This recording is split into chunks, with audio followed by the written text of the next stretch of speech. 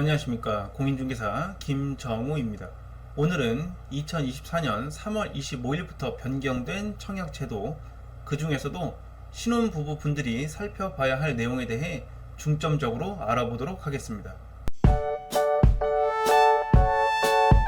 첫 번째, 배우자의 청약 및 주택 소유 이력이 배제됩니다.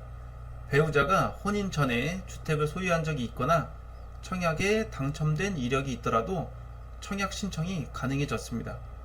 기존에는 내가 청약 당첨 이력이 없더라도 배우자가 주택을 소유한 적이 있거나 청약에 당첨된 적이 있는 경우에는 신혼부부 특별공급 청약이 불가했었는데요. 정말 문제 제기가 많았던 부분이고 저 또한 잘 이해가 가지 않았던 내용인데 이번에 바뀐 거죠. 다만 배우자의 결혼 전 이력을 배제한다는 취지이기 때문에 입주자 모집 공고일 기준으로는 무주택 세대원 구성원 요건에 부합해야 합니다. 따라서 배우자가 주택을 보유하고 있었던 경우라면 결혼 전에 처분을 완료한 경우에 한해 청약 신청이 가능하다고 보시면 되겠습니다. 두 번째, 부부 중복 청약도 가능해졌습니다. 변경 전에는 부부가 같은 날 청약에 당첨되었을 경우 모두 부적격 처리가 되었었는데 이번 개정을 통해 부부 중 먼저 신청한 사람의 청약 당첨은 유효한 것으로 변경되었습니다.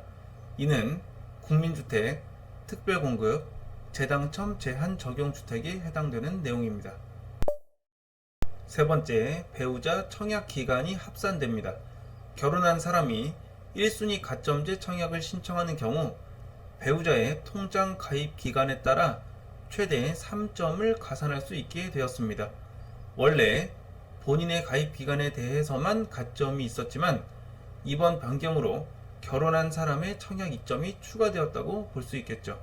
보시다시피 배우자가 청약 통장을 가입한 기간이 2년 이상일 경우 3점까지 산입이 가능해졌습니다. 단 공고일 기준 배우자의 통장이 당첨된 통장이라면 점수 산입이 불가합니다.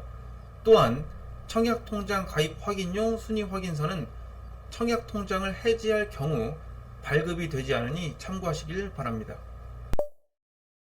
네 번째, 부부 소득 요건이 완화되었습니다. 신혼부부 입장에서 살펴볼 소득 요건 완화 내용은 크게 두 가지인데요. 첫 번째, 맞벌이 부부의 소득 요건 완화. 두 번째, 출산 가구의 소득 및 자산 요건 완화. 하나씩 살펴보겠습니다. 기존에는 외벌이 부부의 소득 요건과 맞벌이 부부의 소득 요건이 얼마 차이가 나지 않아 불합리하다는 지적이 끊이지 않았는데요. 이번 변경으로 맞벌이 부부의 소득 요건이 크게 완화되었습니다. 맞벌이 부부의 합산 소득 기준을 가구원수 3인 이하 기준 1,400만원 이하로 완화하였고 추첨제도 신설하여 청약 당첨 기회의 범위를 넓혔습니다. 그리고 2023년 8월 28일 이후 출생한 자녀가 있는 부부라면 기존 소득 자산 요건에서 최대 20%포인트까지 완화 적용을 받게 됩니다. 다섯 번째, 두자녀 가구도 다자녀 가구 특별공급 청약에 신청할 수 있게 되었습니다.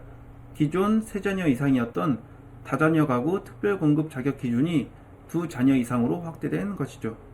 입주자 모집 공고일 기준 2명 이상의 미성년 자녀가 있을 경우 다자녀 가구 특공 청약 신청이 가능합니다. 단 최하층 우선 배정 신청 요건의 경우 기존과 동일하게 세자녀 기준이 적용된다는 점 참고하시길 바랍니다. 마지막으로 이번에 신설된 신생아 우선 공급, 특별 공급을 살펴보겠습니다. 신생아 우선 공급은 입주자 모집 공고일을 기준으로 2년 이내에 출생한 자녀가 있다면 신생아 우선 공급과 일반 공급 청약 신청이 가능합니다. 신생아 특별 공급은 입주자 모집 공고일을 기준으로 2년 이내에 출생한 자녀가 있는 무주택 세대 구성원이라면 특공 신청이 가능합니다. 공급 물량은 뉴홈 공공분양 연 3만 가구, 민간 분양 연 1만 가구 등 연간 7만 가구입니다. 또한 정부는 신생아 우선 특별 공급에 청약해 당첨될 경우 신생아 특례 디딤돌 대출도 지원할 계획입니다.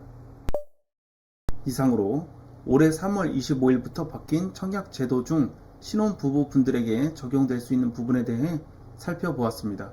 시청해주셔서 감사합니다.